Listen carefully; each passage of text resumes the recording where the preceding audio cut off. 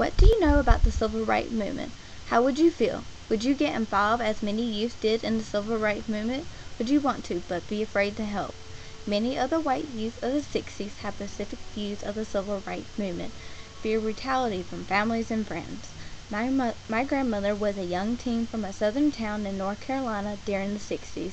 Many of her families and friends were scared that the blacks were trying to take over the U.S. She felt the media encouraged this by showing only the angry side. My grandmother felt many protests would not have ended up in violence if the whites did not overreacted. My grandmother saw more sadness in the face of the blacks than anger. My grandmother did live in fear of her town. Families and friends would get hurt, and was very angry the police used batting clubs to beat them with. She really did not understand why we can't all have equal rights and opportunity. Many towns such as Greensboro had curfew. They had to be off the street by 7 p.m. African Americans had to ride the back of the bus, drink different water fountains, attend separate schools and churches. My grandmother saw these things, as well as African Americans crossing the street to walk on the opposite side as the whites. In 1967, in Arkansas, she saw a truckload of white people loading up to go to the black community to shoot to kill. Reports of the churches were being burned and bombed. This was an insight of fear of the black community, but maybe these are the things that horrify the white youth of America. These actions have caused them to do a sit-in silent protest and others to join the cause.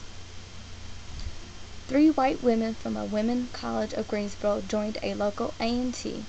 They did not worry about consequences, but they wanted to do what was right.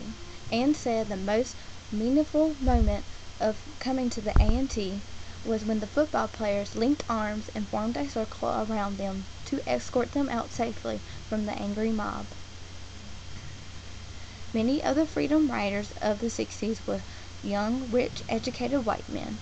A few, like Michael Swift and Andrew Goodman, gave their lives along with James Charter and countless African Americans who what they thought was right.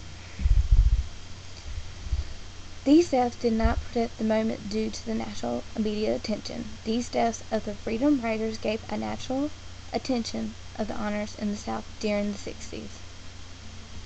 While looking for the boys, the 3 black boys were found by the FBI.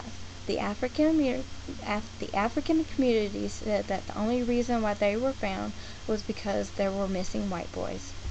Unfortunately, many African Americans lost their lives for the freedoms, but the 6 men did not die in vain. Maybe then these deaths of Annie Mee Cullen and her church friends did not incite a fear, but an outrage of a nation.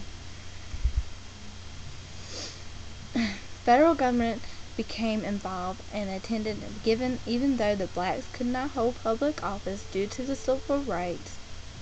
In 1964, only 6.7% of the blacks were registered to vote.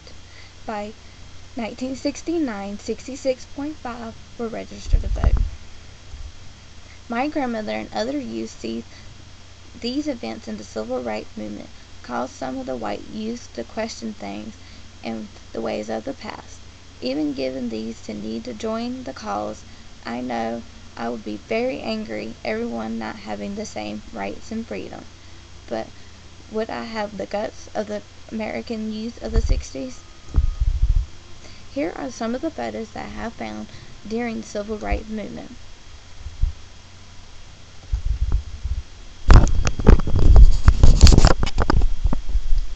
This is the Greensboro sit-in. This is young, nonviolent protesters being arrested for the freedom of their rights. This is a picture of the Freedom Riders in 1961. And these are the 3 boys that went missing and was found by the FBI. This is the church that Annie Mee Cullen and her friends attended to before they went missing.